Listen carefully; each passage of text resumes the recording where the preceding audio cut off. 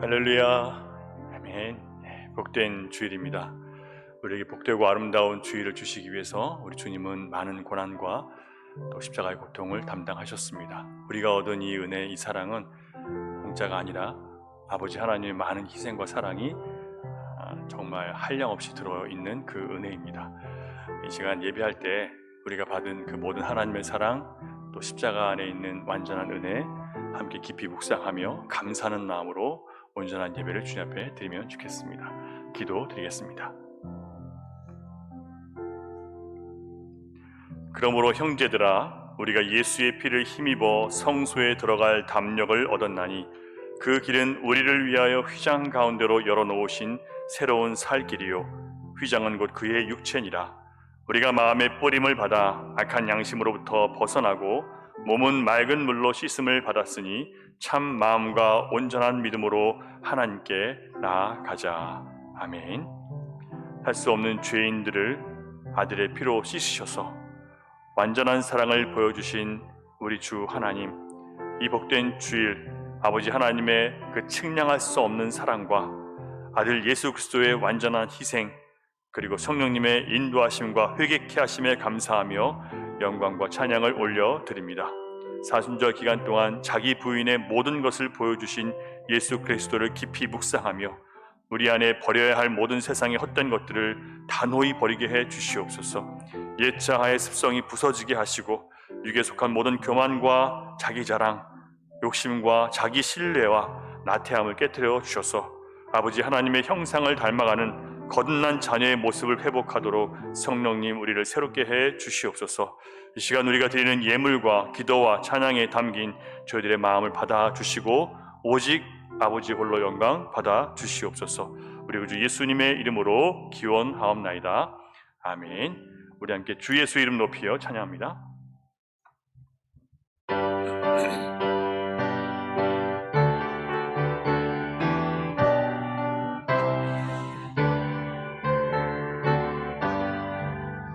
주 예수 이름 높이어 다 찬양하여라.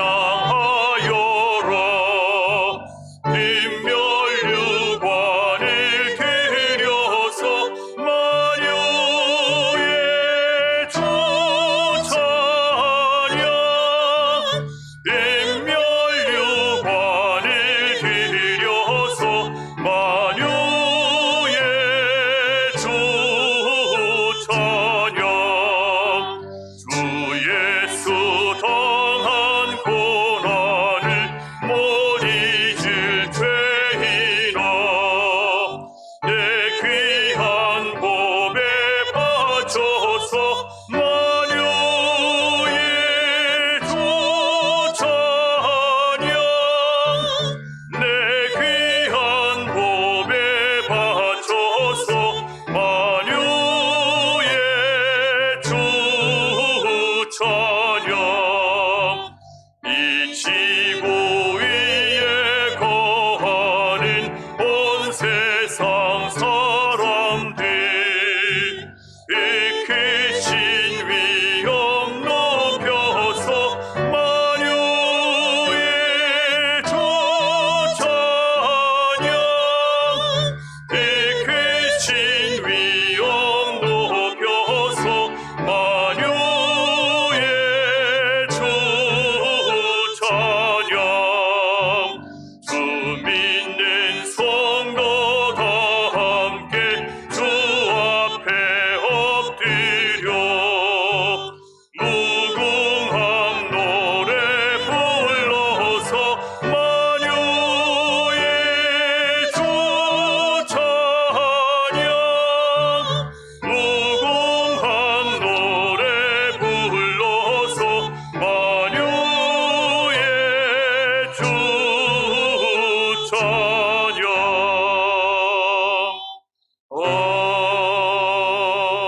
아멘. 찬양받기 합당하신 우리 주 하나님의 존귀와 영광을 계속해서 찬양드리겠습니다. 우리 주 하나님,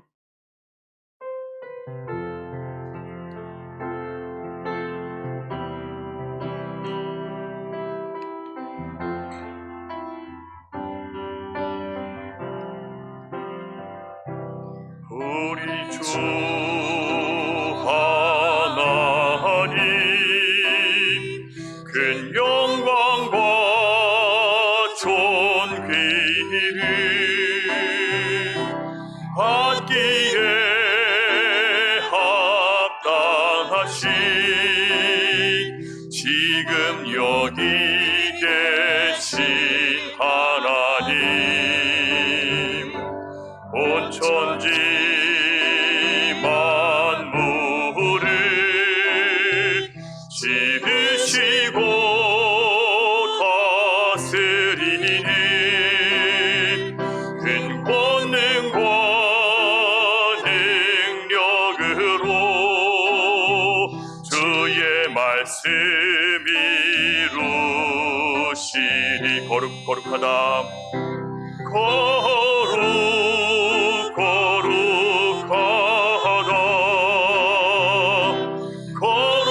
거룩하다 주 하나님 고천능하신 이요 하나님 나라 임하네 주임제 하실 때 모든 만물 경배하리 어둠 권세 물러가네 오셔서 다스리소서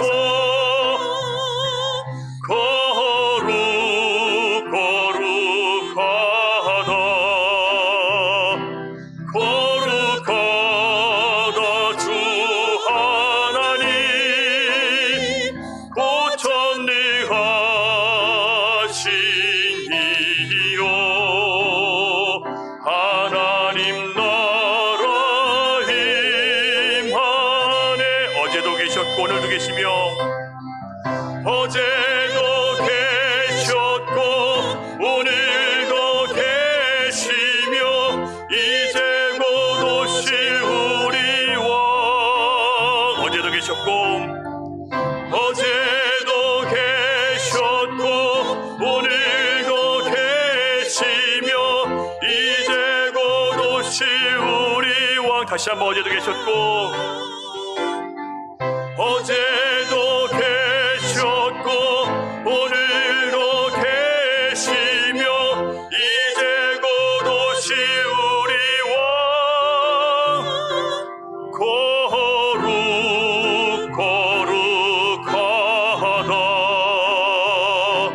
거룩하다 주 하나님 고천능하신 이요 하나님 나라 임하네 예수 사랑해요 나 주 앞에 엎드려 경배와 찬양 왕께 드리네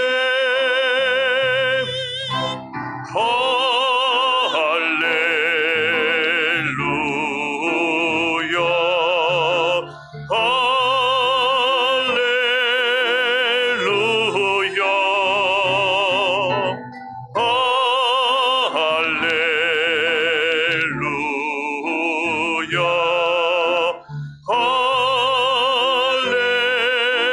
다시 한번 예수 사랑해요 마음으로 고백하시기 바랍니다. 예수 사랑해요 나 주 앞에 엎드려 경배와 찬양 왕께 드리네 할렐루야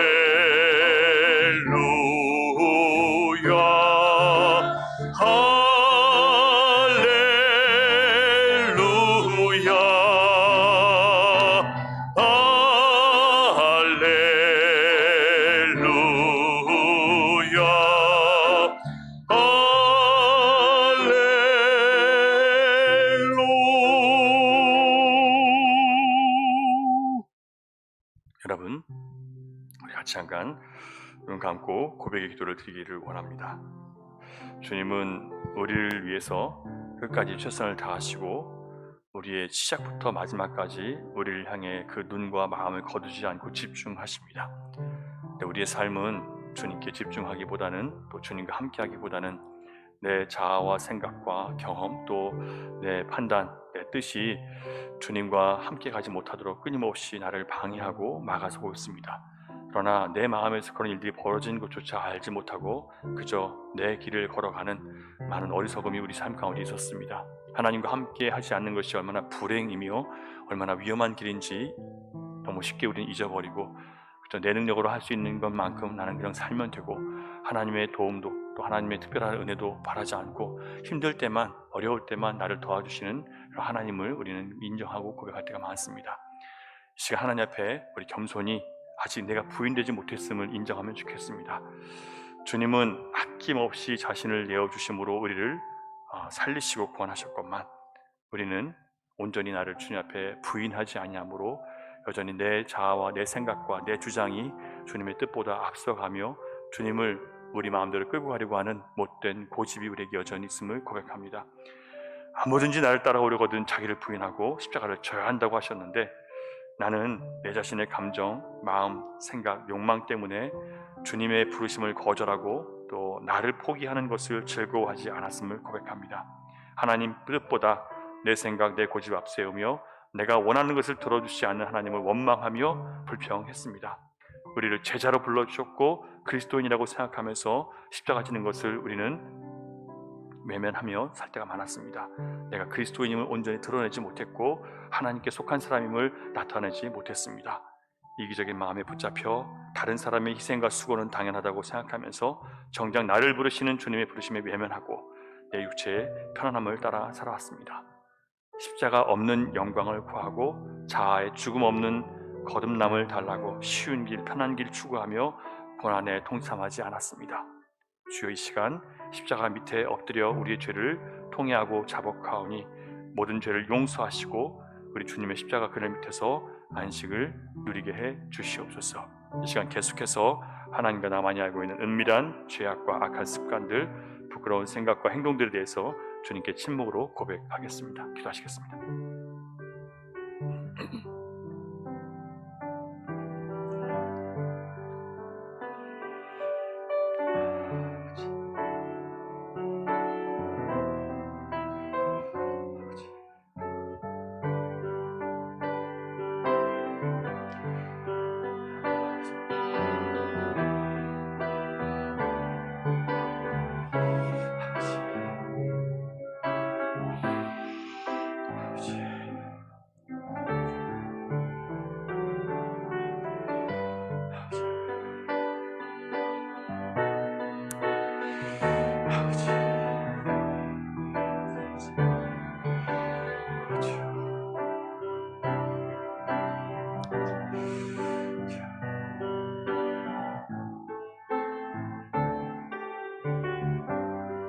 그러므로 이제 그리스도 예수 안에 있는 자에게는 결코 정죄함이 없나니 이는 그리스도 예수 안에 있는 생명의 성령의 법이 죄와 사망의 법에서 너를 해방하였음이라.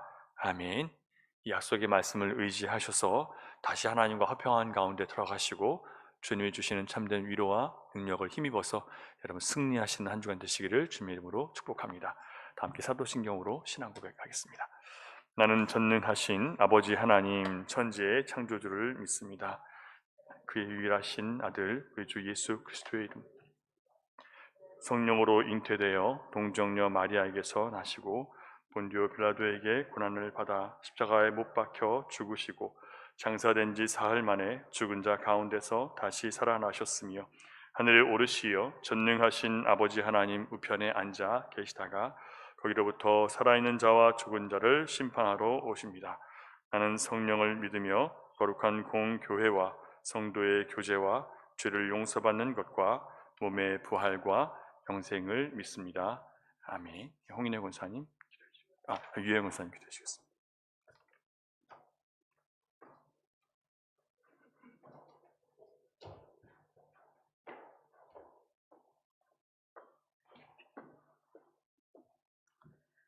온 세상 주인 되신 하나님 아버지, 독생자 예수 그리스도를 이 땅에 보내주시어 십자가의 대속의 피로 우리를 구원해 주신 하나님께 감사와 찬양을 드립니다.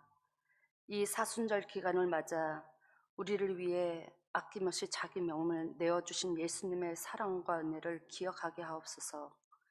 이 예배당 가운데 하나님 인재해 주시고 하나님 중심이 되고 기쁨과 감사함으로 드리는 우리의 예배를 받아 주시옵소서. 하나님, 지난 날을 보내는 동안 하나님의 뜻을 온전히 따르지 못한 모습이 우리에게 있습니다. 이 시간은 회개하오니 용서하여 주옵소서. 죄를 따라 살지 않고 하나님을 사랑하는 마음으로 살게 해주시고, 교만한 마음으로 살지 않고 겸손한 마음으로 예수님을 사모하며 섬기며 다른 사람을 돌아보며 살게 하옵소서. 우리는 연약하오니 하나님 통치 안에 하나님 다스림 속에 살아갈 수 있도록 도와주옵소서. 하나님, 우리 성도들의 가정 가운데 질병이나 갈등이나 재정 등 심각한 어려움을 겪고 있는 가정이 있습니까? 그 가정들을 불쌍히 여겨주시고 하나님께서 사랑으로 그 가정을 품어주시고 믿음으로 이 모든 어려움을 이겨낼 수 있도록 도와주옵소서. 우리 열린 시온교회를 세워주시고 하나님이 기뻐하시는 공동체로 모이게 해주심 감사합니다.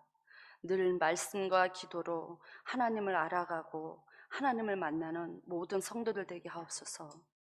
우리 열린 시온교회가 하나님 보시기에 부족한 것은 무엇인지 하나님의 능력으로 온전하게 해주시길 원합니다.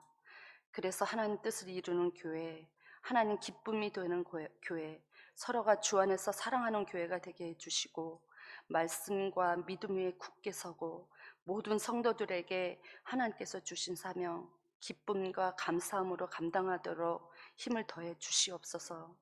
하나님, 모든 택하신 성도들이 회개하고 하나님 품으로 돌아오도록 인도해 주시옵소서. 그들을 사망 중에 두지 마시고 예수님을 믿고 영원한 생명의 길로 인도해 주시길 원합니다. 오늘은 성찬 예식이 있습니다. 그 성찬의 의미와 뜻을 바르게 알아서 아버지께 감사함으로 참여하게 하옵소서. 하나님, 이 시간 예배 중에 인재해 주시길 원합니다. 우리를 만나 주시고 우리가 형식적으로 드리는 예배가 아니라 하나님을 사랑하고 경외하고 신뢰하는 간절한 마음으로 예배하도록 성령님 인도해 주시옵소서. 지금 이 시간 하나님 말씀을 증거하시는 목사님께 성령과 지혜로 충만하게 하옵시며 하나님의 뜻과 말씀이 우리 모두에게 새겨지는 시간 되도록 인도해 주시옵소서. 감사를 드리며 거룩하신 예수님 이름으로 기도합니다. 아멘.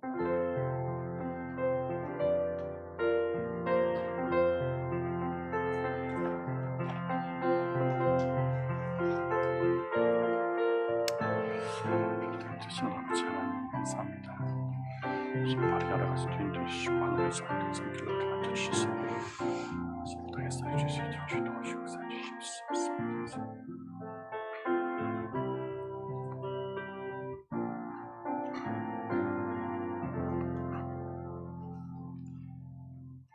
이 교회 소식 알려드리겠습니다. 사순절 5번째 주일이고요.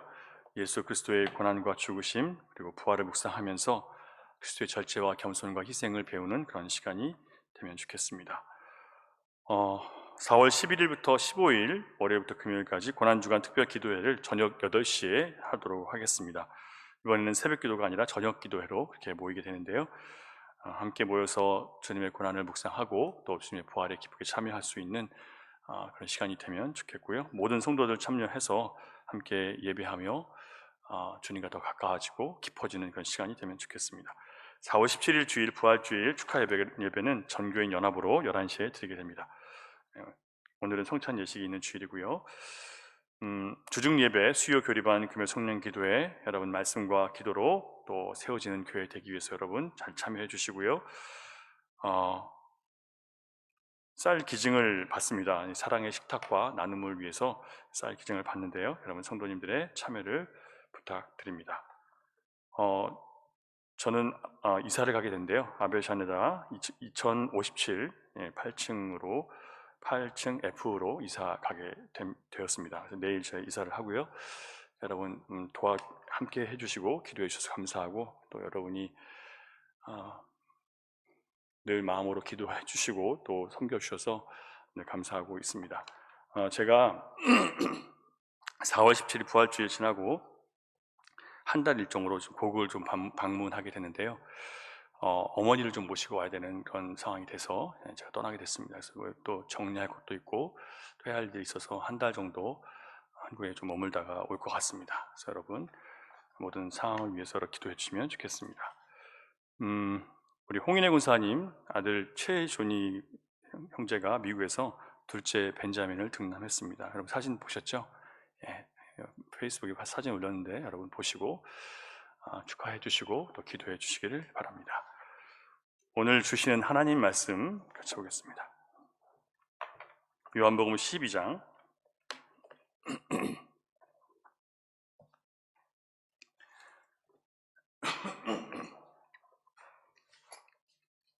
신약성경 요한복음 12장 1절부터 11절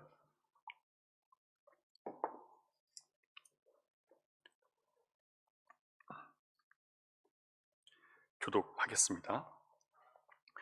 유월절 엿새 전에 예수께서 베다니에 이르시니 이곳은 예수께서 죽은 자 가운데서 살리신 나사로가 있는 곳이라.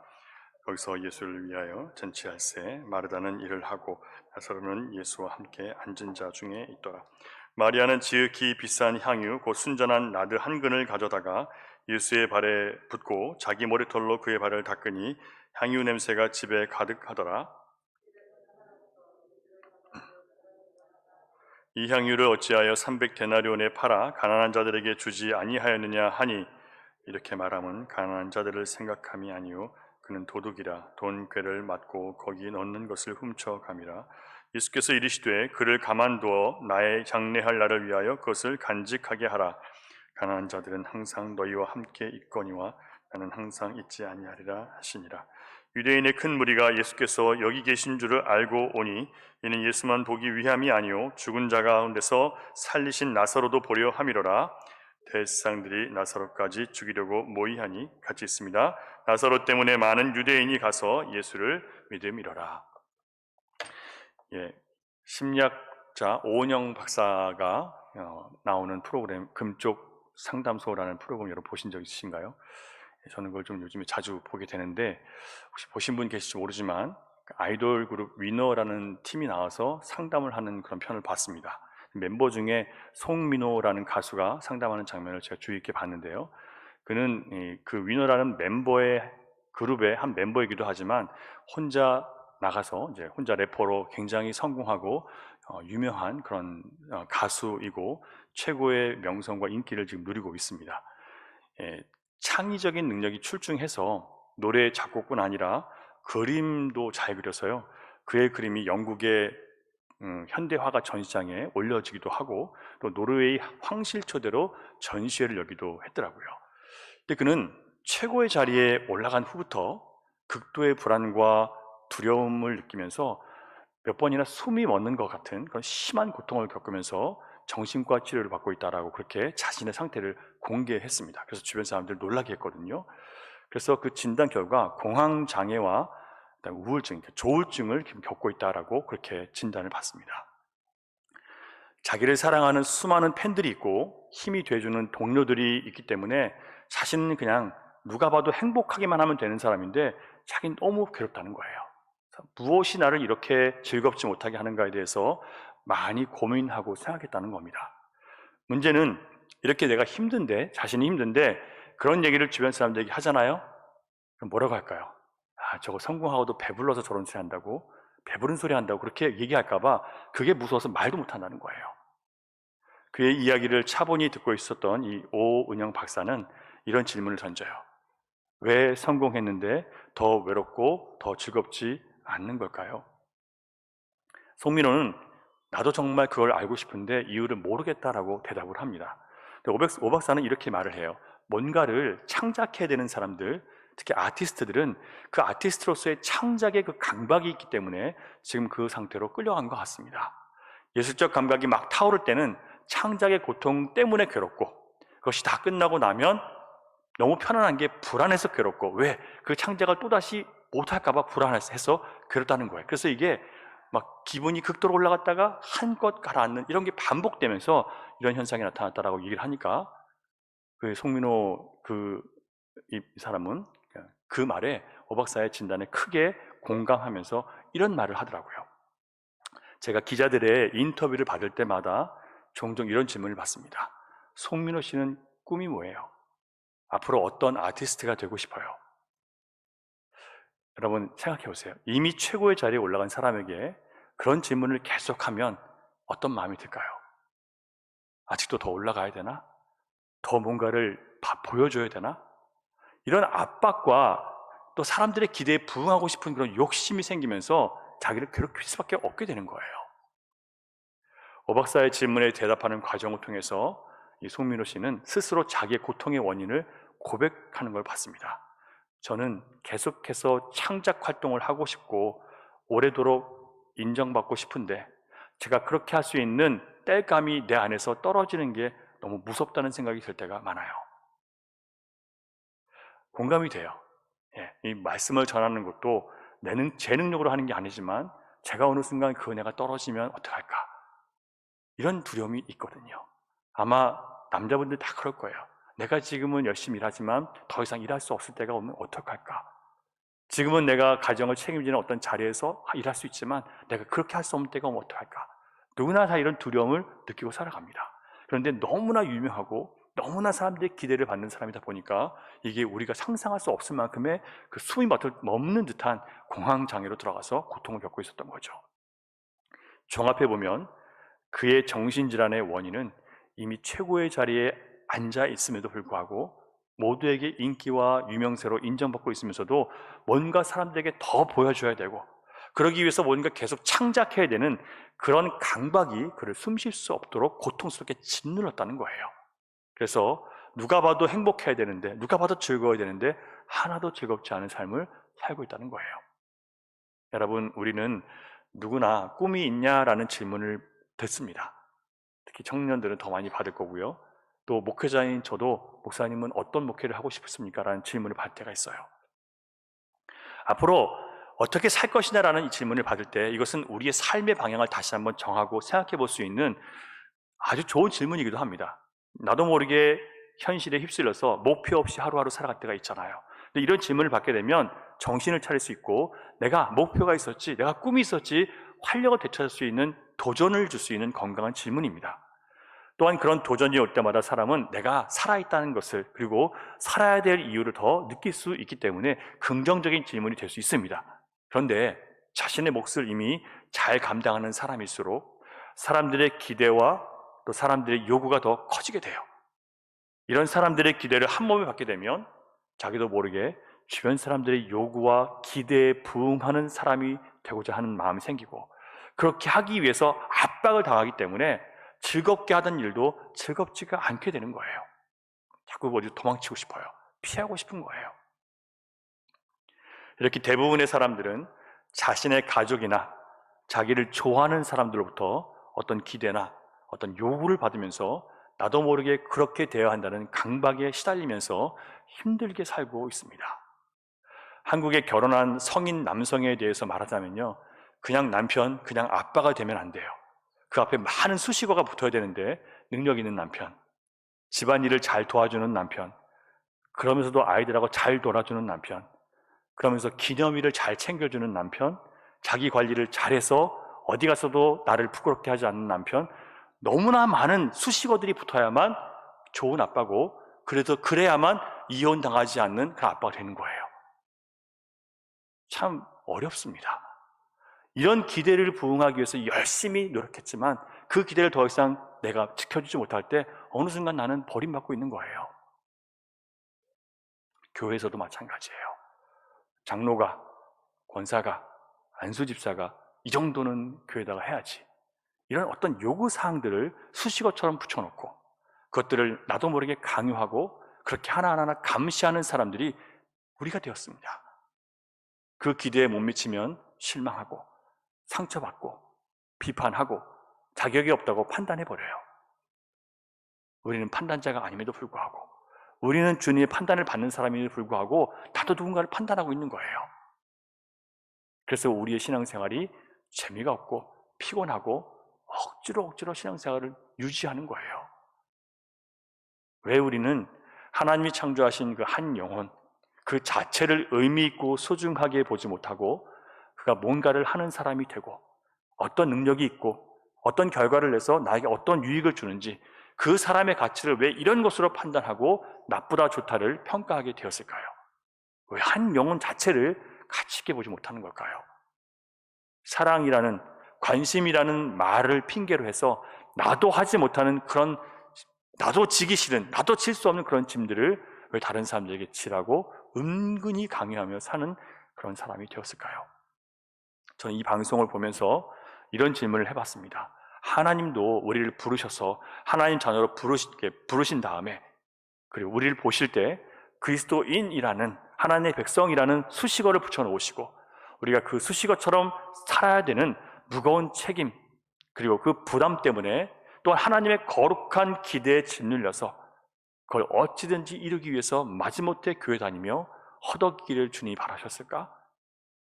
근데 많은 성도들이 그렇게 교회를 다니고 있거든요. 절대 그렇지 않다는 것을 우리는 이미 예수님을 통해서 알고 있습니다. 그런데 왜 우리는 이렇게 되었을까요? 왜 우리는 자유케 하기 위해서 자유를 주신 하나님의 자녀라고 하면서 서로를 어떤 내 기대와 내 판단으로 묶어놓고 제한하고 이게 사랑이라고, 이게 관심이라고 말하면서 내가 원하는 이미지를 타인에게 강요하고 살아왔을까요? 그리고 그렇게 해주지 않는 사람을 비난하고 관계를 끊고 이렇게 되어버렸을까요? 오늘 본문의 사건은 여러분 이 모든 것이 우리의 신앙이 온전치 못함 때문이라는 것을 보여줍니다. 베다니라는 동네에 들어가신 예수님을 위해서 사람들이 준비한 잔치 안에서 이런 일들이 벌어졌습니다. 베다니라는 이름은 슬픔의 집이라는 뜻인데요, 예루살렘 동쪽 4km 거리에 있는 그런 동네입니다. 베다니는 나사로와 마르다, 마리아 세 남매가 사는 동네고 나사로의 동네라고 불리기도 합니다. 왜냐하면 나사로가 죽었다가 예수님께서 그를 이미 동굴에 들어가서, 무덤에 들어가서 썩은 냄새가 진동하던 그를 불러내셔서 살리신 곳이었기 때문에 나사로의 동네라고 불리는 그런 곳입니다. 예수님께서 이제 십자가에 달리시기 위해서 마지막 예루살렘으로 가시던 길에 베다니 나병 환자 시몬의 집에 초청을 받으셨습니다. 그 동네에 살던 나사로와 마르다, 마리아와 함께 잔치를 연 것으로 우리는 볼 수 있습니다. 2절을 보면요, 거기서 예수를 위하여 잔치를 열었다고 기록되어 있는데 예수를 위하여 잔치를 열었습니다. 여기서도 마르다는 뭘 하고 있는지 보세요. 우리 2절, 12장 2절 시작. 거기서 예수를 위하여 잔치할새 마르다는 일을 하고 나사로는 예수와 함께 앉은 자 중에 있더라. 여러분 누가복음 10장 38절을 보면요, 예수님은 이미 이전에 마르다의 집에 초청받은 적이 있었어요. 근데 마르다의 집에 초청받았을 때 마르다는 열심히 뭘 합니까? 주님을 대접하기 위해서 일을 하죠. 근데 여동생 마리아는 예수님이 발치에 앉아서 말씀만 듣고 앉아있는 거예요. 준비하는 일이 많아서 막 마음이 분주한데 앉아있는 마리아를 보면서 기분이 나빴어요. 그래서 예수님께 요청합니다. 주여, 내 동생이 나 혼자 일하게 두는 것을 생각하지 아니하십니까? 그를 명하사 나를 도와주라고 말씀해 주십시오. 그러니까 주님께도 기분 나쁜 거예요. 듣고 있는 이 마리아도 얄밉지만 아무 말도 안 하시고 계속 그에게 말씀하신 예수님도 서운한 거예요. 지금 나는 이렇게 힘든데. 그때 예수님은 마르다에게 이렇게 말씀하세요. 몇 가지만 하든지 혹은 한 가지만 해도 족하다. 자꾸 그렇게 혼자 분주하지 말라고 말씀하시는 거예요. 예수님도 참 무정하시죠. 예수님을 위하는 마르다의 열정도 몰라주시고 앉아만 있는 마리아를 오히려 두둔하십니다. 마리아는 이 좋은 편을 택하였으니 빼앗기지 아니하리라. 마르다의 그 수고와 그 열심은 빼앗길 수 있어요. 그러나 말씀을 통해서 주님과 사귀는 것은 빼앗길 수 없는 것이라는 거예요. 여러분 이 예수님의 반응에 대해서 여러분은 어떻게 생각하십니까? 마르다가 분주하게 일하는 것이 정말 예수님을 위해서 예수님이 원하시는 일을 하는 걸까요? 잘 대접하고 싶은 마음이야 예쁘지만 그러나 정말 예수님이 원하시는 것을 예수님이 원하시는 것은 대접을 잘 받는 것이 아니었어요. 예수님이 정말 원하시는 것은 마르다와 깊이 사귀는 거예요. 말씀을 통해서 주님은 이 마르다와 이야기를 하면서 사귀기를 원하신 거예요. 주님에 대해서 알려주시고 마르다의 마음을 좀 듣고, 그래서 그 마르다를 주님의 사람으로 만드시기를 원하셨던 거예요. 주님을 알아야 바르게 섬길 수 있으니까. 반면에 동생 마리아는 더 좋은 것, 말씀을 듣는 것을 선택했었습니다. 봉사와 헌신이 말씀을 듣는 것보다 덜 중요하다는 것은 아니에요. 단 무엇이 더 우선이냐 하는 문제를 우리는 선택해야 될 때가 온다는 거죠. 여러 가지 봉사와 섬기는 일에 정신을 다 뺏겨서 막상 예배의 자리에서는 몸이 다 지쳐서 예배를 드릴 수 없다면, 그럼 무엇을 더 포기해야 될까요? 그것을 포기함으로 사람들이 너 변했네, 예전에 열심히 하던 이제는 변했네, 이런 얘기를 듣는 게 중요한 게 아니에요. 사람들의 평판이 중요한 게 아니라 하나님과 사귐이 더 중요한 거예요. 말씀을 통해서 주님과 더 깊어지는 것이 더 중요한 거예요. 그런데 자꾸 이런 일만 하다 보니까 나중에는 지쳐버리는 거예요. 뗄감이 없는 거예요. 하고 싶어도 안 돼요. 마음이 없어서. 마음이 있어도 힘들어서 못해요. 지쳐서. 여러분, 예수님이 원하시는 것은 우리가 주님을 위해서 뭘 잔치를 벌이고 대단한 일을 하고 이것이 아니에요. 주님과 더 친밀히 말씀으로 사귀는 것입니다. 그 말씀이 내 안에 들어와서 나의 생각을 바꾸고 나의 마음을 돌이켜서 내 안에 역사해서 뭔가 새로운 주님의 모습을 나에서 드러내실 때, 그게 주님과 사귀는 거예요. 오늘 요한복음에 나오는 장면은 마르다의 집이 아니라 베다니 나병 환자의 시몬의 집이라고 이야기합니다. 두 번 또 다른 잔치인 거죠. 그래서 마태복음과 마가복음에 베다니 나병 환자 시몬의 집이라고 분명히 기록되어 있습니다. 근데 여기서도 똑같이 마르다는 일을 하고 있는 거예요. 마르다는 주님이 원하시는 것보다 자기가 잘하는 일에 최선을 다합니다. 성도들 중에서 자기가 잘하는 일에 최선을 다하시는 분들이 계세요. 너무 좋아요. 감사해요. 아름다워요. 주님 칭찬하실 거예요. 그러나 주님이 더 기뻐하시는 게 뭐라고요? 주님과 사귀는 거예요. 그것이 되지 않으면 여러분이 무엇을 한다 하더라도 여러분 계속 공허해집니다. 마리아는 정말 얄미운 캐릭터예요. 언니가 바쁘게 일하는데 앉아서 이야기만 듣고 있는. 인간적으로 볼 때는 마르다가 훨씬 더 희생적이고 더 공동체에 도움이 되는 그런 사람이라고 판단할 수 있습니다. 그러나 예수님은 그분 앞에서 그분의 말씀을 통해서 하나님과 그 아들 예수 그리스도를 더 깊이 알아가는 마리아가 더 좋은 편을 선택했다고 말씀하십니다. 더 좋은 편이라는 것은 무슨 뜻이냐면 하나님의 뜻에 더 일치하는 거라는 거예요. 하나님이 더 기뻐하신다는 거예요. 무엇을요? 하나님과 사귀는 것, 말씀으로. 우리가 주님이 정말 우리에게 바라시는 것이 무엇인지 알지 못하는 상태로 자꾸 열심과 또 내 마음에서 우러나오는 것 중심으로 주님을 섬기고 교회에서 봉사하면요, 부작용이 일어나게 되어 있습니다. 그게 나의 신앙을 성장시키는 게 아니라 오히려 부작용을 일으켜요. 그게 무엇인지 본문에서 세 가지를 볼 수 있는데, 첫째는 마르다처럼 열심히 일을 하지만 정말 주님께서 우리에게 주고 싶어 하시는 것을 받지 못하는 거예요. 그게 뭡니까? 예수님 그분을 우리에게 주시기 원하시는 거예요. 말씀 그 자체가 우리 안에 뚫고 들어와서 나를 바꾸고 나를 새롭게 하는 그것을 주님은 원하시는데, 우리는 열심히 일하느라고 그 시간을 안 들임으로 인해서 정말 주님이 우리에게 주시기를 원하시는 것을 못 받아들이는 거예요. 이건 너무 안타깝고 불행한 신앙생활인 거예요. 그리고 그런 신앙생활들을 하는 사람들이 많아요. 왜? 이 마르다처럼 내가 좋아하는 일이니까, 내가 잘하는 일이니까 잘하는 일만 계속하는 거예요. 신앙생활은 내가 좋아하고 잘하는 일을 하는 게 아니라 주님이 원하시는 것을 내 안에 이뤄가는 것이 온전한 신앙생활을 배우는 거예요.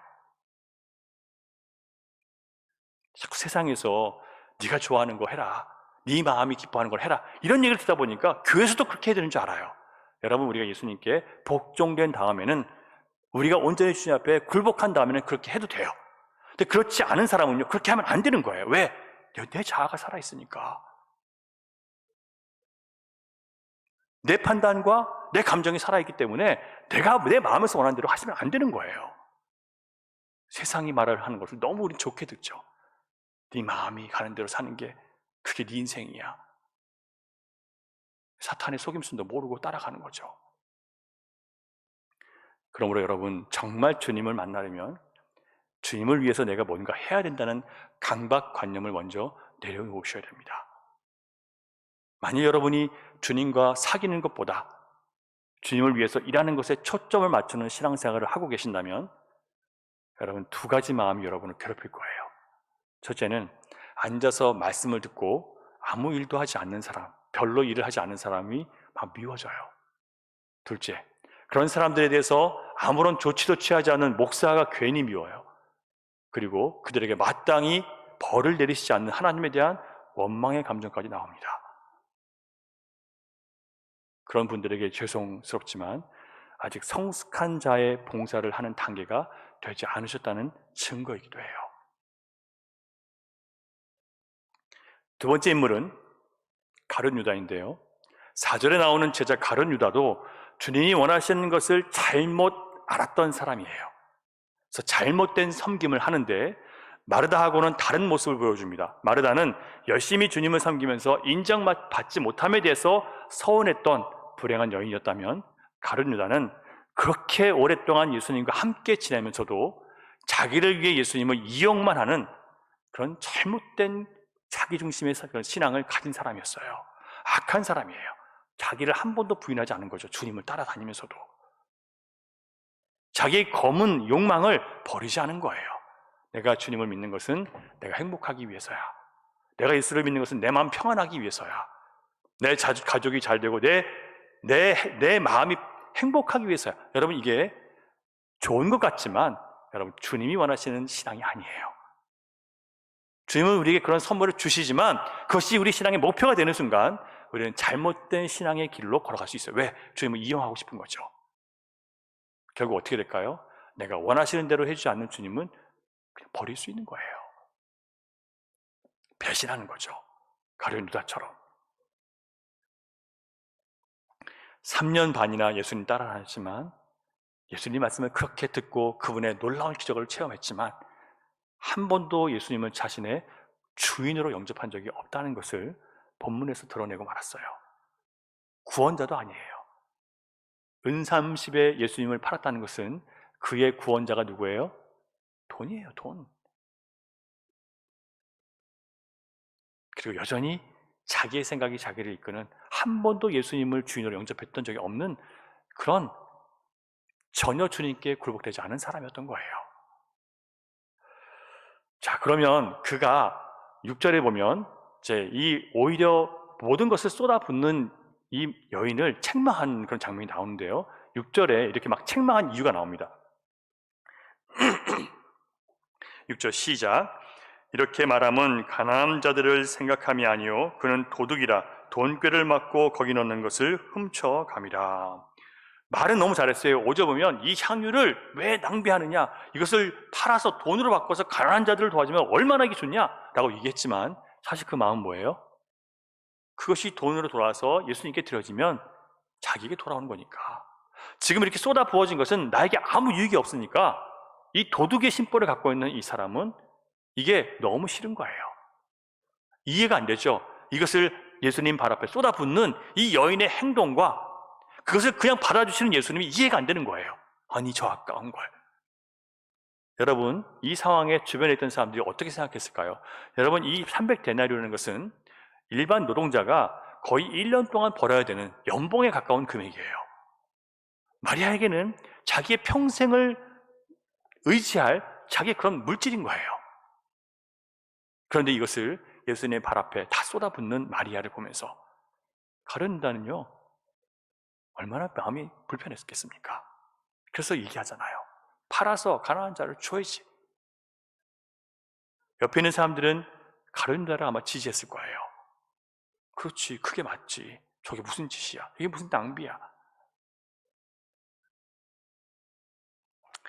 예수님은 7절에서 이 어리석은 제자를 다시 한번 깨우치기 위해서 말씀을 하십니다. 7절 같이 읽을게요. 시작. 예수께서 이르시되 그를 가만두어 나의 장례할 날을 위하여 그것을 간직하게 하라. 마리아의 이런 행동은요, 지금 너희가 이해할 수 없다라고 말씀하시는 거예요. 내가 죽어서 장사 지내게 될 건데 예수님 죽으실 것을 얘기하시는 거죠. 그날에 그 의미를 알게 될 거라는 거예요. 이게 바로 나를 장사 지내기 위한 기름 부음이다. 예수님이 우리의 죄를 대신 짊어지시고 죽을 것에 대한 미리 보여주는 그림이라는 것을 예수님께서 말씀하시고, 그래서 이것을 품고 있으라는 거예요. 너희 마음에 간직하고 있으라는 거예요. 왜? 조금 있으면 알게 될 거니까. 지금은 이해하지 못하지만 조금 있으면 알게 될 거라는 거예요. 여러분, 믿음은 있지만 말씀을 통해서 주님과 깊이 사귀지 못한 상태에 있는 사람들, 열심히 교회는 왔다 갔다 하지만 주님과 사귀는 그런 기품이 없는 신앙생활을 하는 사람들은요, 이런 사람들이 교회에서나 또는 개인이 어떤 선한 일에 동참하게 될 때 그런 일들이 실상은 자기 자신을 위한 것인데 주님을 위해서 내가 하고 있다고 자신에게 속을 수 있다는 거예요. 부작용이에요. 나를 위해서 하면서 나는 주님을 위해서 하고 있다고 나를 속이는 거예요. 세 번째로 예수님이 원하시는 것이 정말 무엇인지 모르는 또 다른 사람들의 신앙의 모습이 나타납니다. 9절 보겠습니다. 시작. 유대인의 큰 무리가 예수께서 여기 계신 줄을 알고 오니 이는 예수만 보기 위함이 아니오 죽은 자 가운데서 살리신 나사로도 보려 함이로라. 예수님의 명성을 많이 들었죠. 왜? 죽었던 나사로, 심지어 냄새나던 나사로를 동굴에서 그냥 걸어 나오게 했어. 얼마나 대단하냐. 어떤 분인지 한번 보러 가자. 나도 한번 그 예수님 어떻게 기적을 행하시는지 보러 가자. 그리고 나사로도 한번 보자. 찾아간 거예요. 소문을 듣고 많은 구경꾼들이 찾아옵니다. 만일 그들이 예수를 믿는 것이 아니라 기적을 믿는 사람이 된다면 그들은 주님을 온전히 아는 것이 아니고요, 온전히 믿는 것도 아니에요. 이렇게 모인 사람들이 예수님의 사역이나 이 땅에서 하나님 나라를 세운 일에 보탬이 되었을까요? 10절과 11절을 보면요, 대제사장들이 나사로까지 죽이려고 모의하니 나사로 때문에 많은 유대인들이 가서 예수를 믿음이로라. 그러니까 나사로를 보고 많은 사람들이 예수님을 믿었다고 하잖아요. 무슨 얘기일까요? 기적을 보고 기적을 행하시는 예수님을 믿었다는 거예요. 더 중요한 것은 예수님이 바로 뭘 위해서 오셨습니까? 나의 죄를 사하시기 위해서, 먼저 내가 죄인인 것을 인정하고 나의 모든 죄를 대속하기 위해서 오신 하나님이 보내신 영생을 주시는 구원자라는 것을 알고 믿어야 되는데, 그들이 믿는 예수님은 기적을 행하신 예수님을 믿는 거예요. 이것으로는 여러분 온전한 믿음을 가질 수가 없어요. 기적을 행하지 않으시는 예수님, 내 삶에 어떤 기적을 보여주지 않고 나를 기적적으로 고통에서 건주시 않는 하나님은 내가 신뢰 하나님이 아닌 하나님이 되어버리는 거예요. 여러분, 예수님이 오신 이유는 죽은 사람이 다시 살아나는 신기한 기적을 보여주러 오신 것이 아니었습니다. 누구든지 예수를 믿는 자에게, 그가 아무것도 하지 않아도, 그가 선한 사람이 아니었어도, 남보다 깨끗한 삶을 살지 않았던 사람이라 하더라도 믿는 자에게 영생을 주시기 위해서, 그것을 보여주시기 위해서 이 땅에 오신 거예요. 주님은 우리가 어떤 사람인지를 살펴보시고 구원하시는 것이 아니라 아버지의 뜻대로 예정하신 다음에 그를 구원하시고 그 다음에 자녀답게 자라나도록 우리를 기다려주시고 양육하시는 거예요. 이렇게 내 죄를 대속하셔서 아버지의 거룩한 자녀로 삼기 위해서 오신 주님이, 여러분, 내 소원을 이루어 주시기 위해서 오신 분으로 알고 그분을 구하고 찾는다면 여러분 어떻게 되겠습니까? 실망할 날이 반드시 오는 거예요. 자, 그렇다면 정말 주님이 우리에게 바라시는 신자의 모습은 무엇일까? 우리가 어떤 신앙생활을 하기를 원하시는가? 이미 우리가 본 것처럼 말씀을 듣고 앉아있기를 좋아했던 마리아를 통해서 알 수 있습니다. 3절 시작. 마리아는 지극히 비싼 향유 곧 순전한 나드 한 근을 가져다가 예수의 발에 붓고 자기 머리털로 그의 발을 닦으니 향유 냄새가 집에 가득하더라. 여러분, 예수님의 말씀을 즐겨 듣던 마리아는요, 어느 순간 믿음이 자라기 시작합니다. 깨닫기 시작하죠. 이게 믿음이 자라니까, 말씀을 들으면서 믿음이 자라니까 가장 먼저 한 게 뭐냐면 바로 자기의 우상을 버리는 거예요. 여러분, 우상이 없으신가요? 아니요, 우상 다 있어요. 그게 내 가정이든 내 자녀든 내 남편이든 내 아내든 내가 의지하고 바라보고 그 사람 때문에 행복하고 그 사람 때문에 불행하다면, 그래서 내가 하나님보다 그것이 더 나에게 큰 영향을 끼친다면 여러분, 그것이 우상일 수 있는 거예요. 지금 이 마리아는요, 이것을 믿음으로 깨닫게 되니까 내가 내 미래를 위해서 준비했던 그 300데나리온의 향유가 얼마나 가치 없는지를 깨닫게 된 거예요. 이게 아니라는 것을 알게 된 거예요. 이게 나의 우상이었구나. 말씀을 들으면서 가장 먼저 한 것은 나의 우상, 나의 향유를 예수님 발 앞에 깨뜨려 버리는 겁니다. 이 쏟아붓는 행위 안에는 마리아의 미래, 마리아의 생명, 마리아의 구원은 그렇게 내가 아끼고 의지했던 300데나리온 어치의 향유가 아니라 오직 예수님께 있다는 신앙 고백을 한 것으로 우리는 알 수 있는 거예요. 신앙 고백은요, 여러분, 눈에 보여요. 마음으로 신앙 고백했다고 끝나는 게 아니라 그 삶으로 나타나는 거예요. 두 번째, 자기의 우상이었던 향유를 예수님 발 앞에 흘려보내고 주님의 발을 씻기면서 마리아는 단순히 향유를 부은 게 아니라 자신의 삶 전체를 예수님께 부어드린 거예요. 먼저 자기 우상을 버리고 자기의 삶을 예수님께 부어드리는 겁니다. 또한 주님의 발을 씻어드리면서 발만 씻은 게 아니라 자신의 죄를 씻는 거예요. 자기 안에 우상을 버려야만 욕망에 매이지 않고 세상에 매이지 않고 자기 미래에 연연하지 않고 주님을 따를 수 있기 때문에, 그래서 주님은 우리가 말씀을 들으면서 먼저 나를 부수고 내 안에 있는 모든 우상을 버리고 주님 앞에 엎드리게 되는 그런 시간들을 말씀을 통해서 듣고 앉아서 묵상하고 생각하는 시간을 통해서 이렇게 되기를 바라시는 거예요. 마리아를 보세요. 처음 예수님 만났다고 그렇게 한 게 아니에요. 그 전에도 얼마나 예수님을 열심히 쫓아다니는지 몰라요. 그런데 이제 와서 마지막 예수님이 십자가에 달리시기 전에 이제 주님 앞에 자기 삶을 드리잖아요. 어쩌면 우리는 신앙생활을 10년, 20년을 했다 하더라도 진짜 나의 향유를 깨어드리지 않았을 수도 있어요. 여러분, 말씀이신 예수님과 어떻게 동행하고 어떻게 사귀고 계신가요? 주님의 인도하심을 받고 계십니까?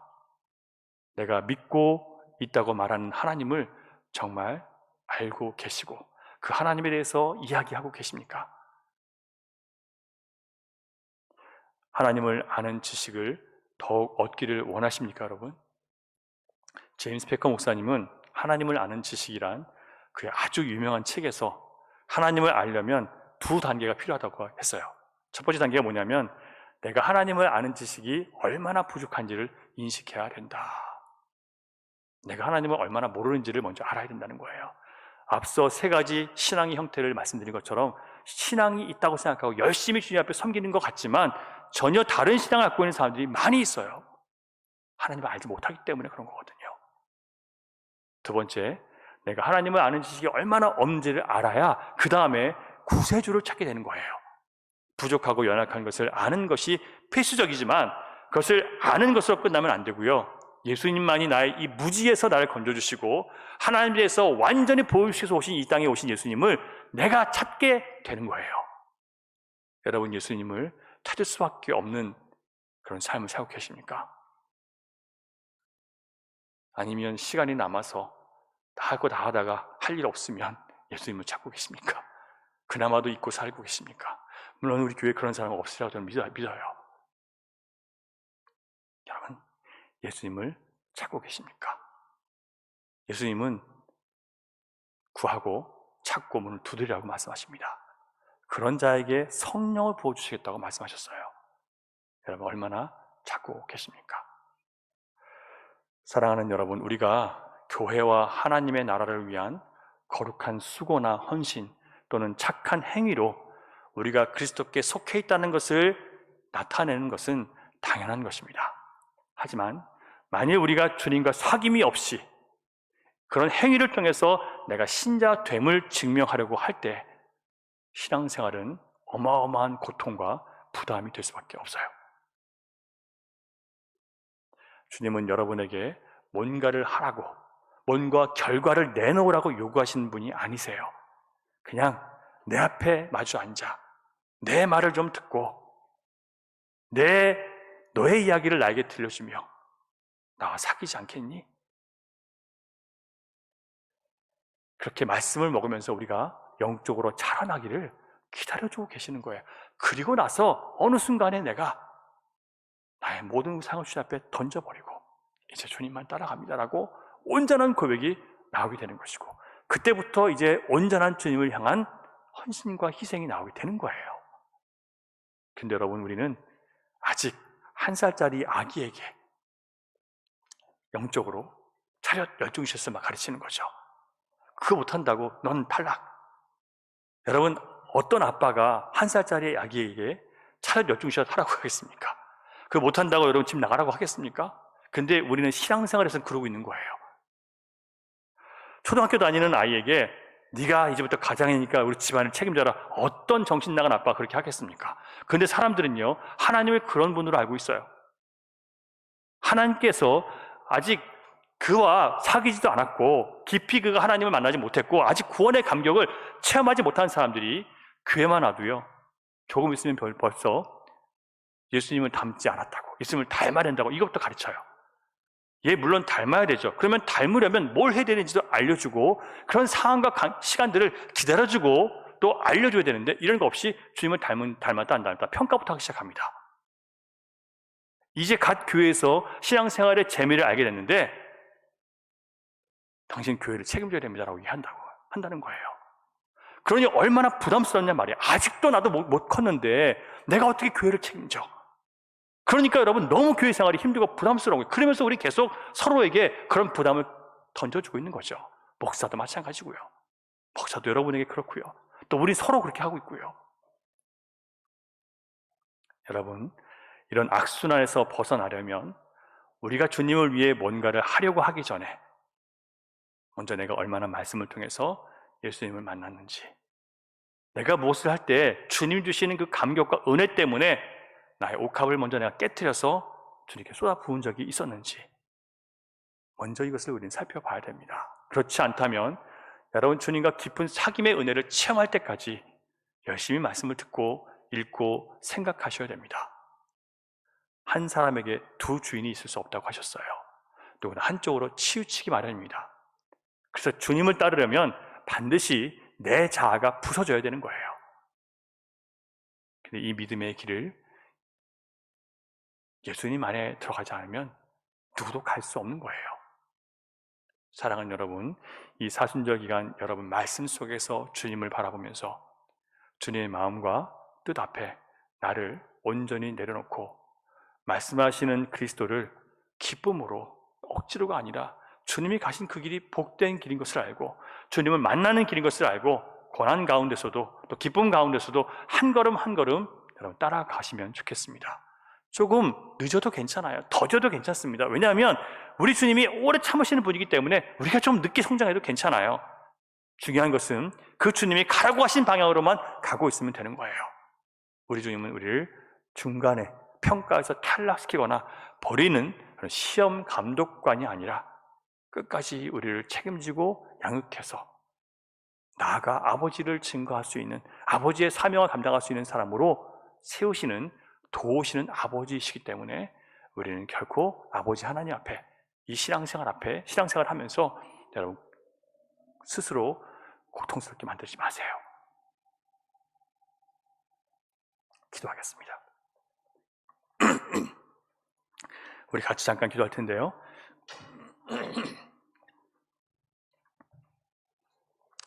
우리를 아버지의 자녀로 삼아주신 그리스도의 은혜 안에서 서로를 향한 나의 기대나 바람으로 내가 사랑해야 될 사람들을 억압하거나 제한하지 않기를 원합니다. 주님은 나에게 그렇게 하지 않으셨는데 나는 스스로 나에게 짐을 부과하고 또 다른 사람들에게 짐을 올려놓으면서 숨 못 쉬게 힘들게 지쳐버리게 만들 때가 많았음을 인정합니다. 목사인 저도 주님 앞에 회개합니다. 하나님, 사람들에게 인정받으려고 하는 마음이나 좋은 결과를 이루어야 된다는 강박이나 실패에 대한 두려움도 이 시간 주님 발 앞에 모두 내려놓고 씻어버리기를 원합니다. 주님을 알면 알수록 더 온전한 자유로 주님의 발자취를 즐겁게 따라가는 천국의 기쁨을 회복하기를 원합니다. 주님 이 시간 주님을 바르게 알기를 원하는 열정과 마음이 우리 안에 생기게 하시고 하나님 말씀이 너무 고맙고 행복하고 주님과 대화하는 것이 너무 기쁜 그런 사람이 될 수 있도록 하나님 우리를 변화시켜 주시옵소서. 같이 기도하면 좋겠습니다. 기도하겠습니다.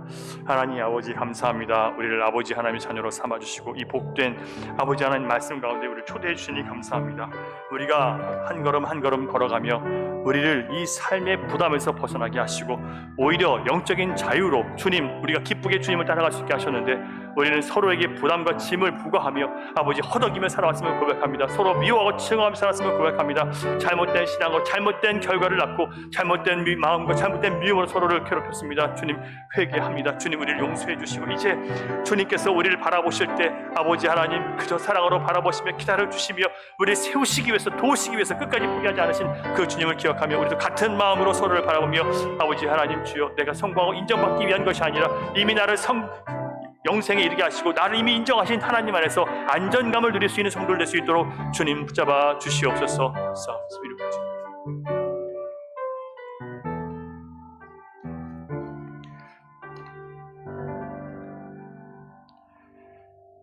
예, 바로 우리 성찬 예식을 거행하겠습니다. 찬송가 254장 1절 같이 부르겠습니다. 254장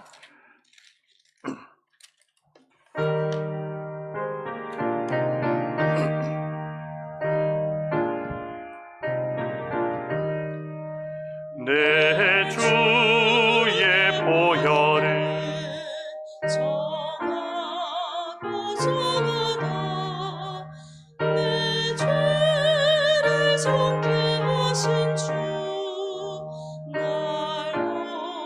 오라 하신다 내가 주께로 지금 나오니 십자가의 목걸로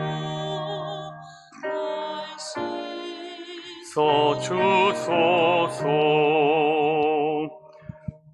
이 성찬 예식은 우리 주님께서 제자들과 마지막 유월절을 보내시면서 함께 떡과 잔을 나누실 때 내가 다시 오는 날까지 기념하여 지키라 라고 말씀하신 예식입니다. 성찬은 우리가 보지 못했던 십자가의 사건을 오늘 우리의 눈으로 보여주는 그런 복음이며 우리의 구원이 어떻게 주어졌는지를 알게 하는 것이고 동시에 하나님께 대한 우리의 신앙 고백입니다. 내가 사는 것은 오직 주님의 은혜입니다 라고 고백하는 것입니다. 이 예식을 믿음을 갖고 우리가 참여할 때 신앙 고백을 한 그리스도인들에게는 악한 죄를 이길 힘이 주어지고 고난과 유혹에 맞설 수 있는 그런 담대함이 생기고요. 그리고 무엇보다 영생의 소망이 있기 때문에 고난 중에 기뻐할 수 있습니다. 이 믿음을 가지고 우리 이 예수님의 성찬에 참여하는 저와 여러분 되면 좋겠습니다. 기도하겠습니다.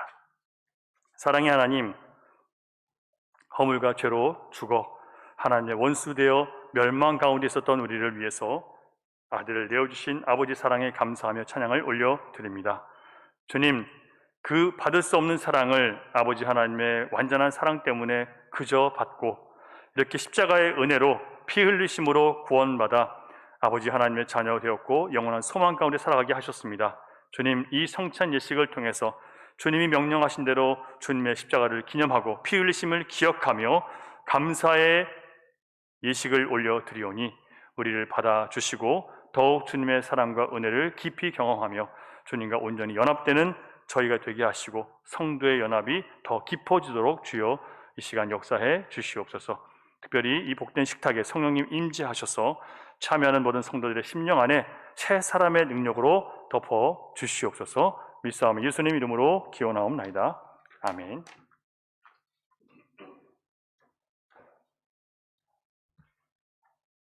주님께서 잡히시던 밤 유월절 식탁에서 우리 주님은 사랑하는 제자들과 함께 식사하셨습니다. 주께서 떡을 드시고 축사하시고 떡을 떼시면서 말씀하셨습니다. 이것은 너희를 위하여 상하고 찢긴 내 몸이다. 받아 먹으라. 식후에 주님은 잔을 드셨습니다. 그리고 사랑하는 제자들에게 주시며 말씀하셨습니다. 이것은 너희를 위하여 흘리는 내 피다. 너희와 나 사이에 맺은 새 언약의 피다. 받아 마시라.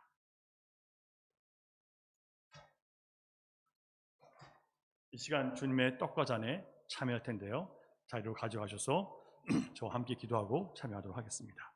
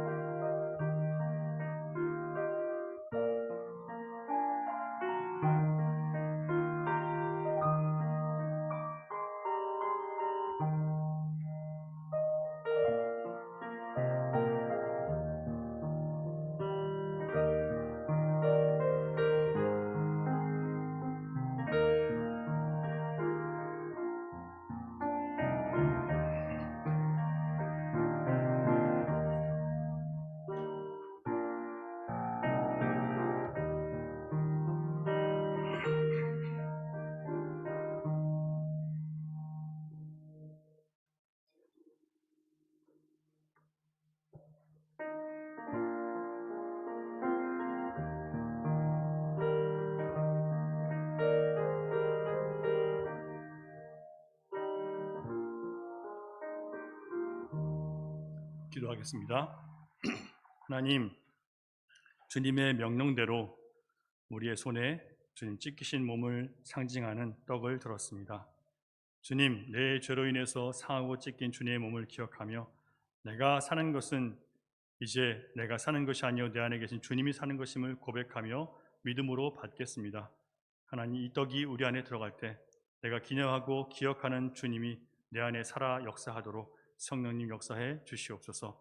주님, 주님의 십자가의 피 흘리심을 상징하는 잔을 들었습니다. 주께서 흘리신 그 피가 나에게 이 잔과 함께 흘러 들어가 다시 한번 내 안에 뜨거운 주님의 사랑의 피가 흐르게 하시고 주 안에서 우리 모두가 한 피바다 하나 됐음을 기억하며 더 뜨겁게 사랑하는 복된 공동체 되도록 역사해 주시옵소서. 믿사오며 예수님 이름으로 감사 기도드립니다. 아멘.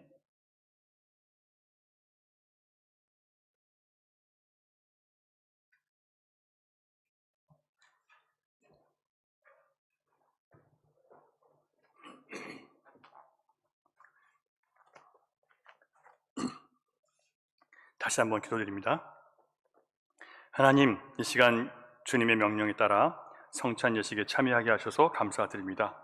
다시 한번 주님의 은혜를 기억하며 마음에 품었사오니 나가서 이 사랑, 이 은혜 전하는데 부족함이 없도록 주님 충만한 은혜와 성령으로 역사해 주시옵소서.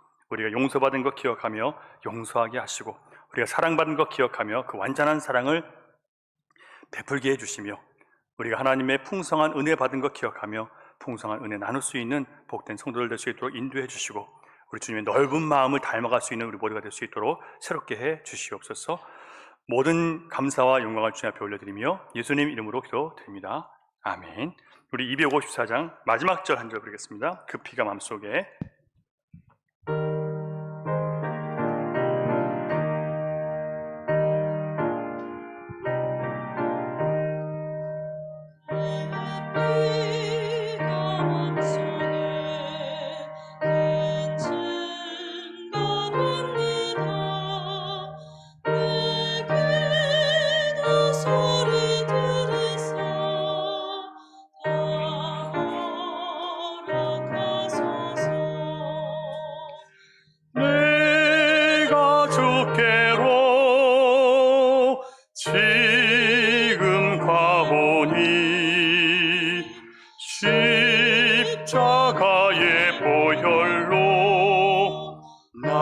씻어주소서.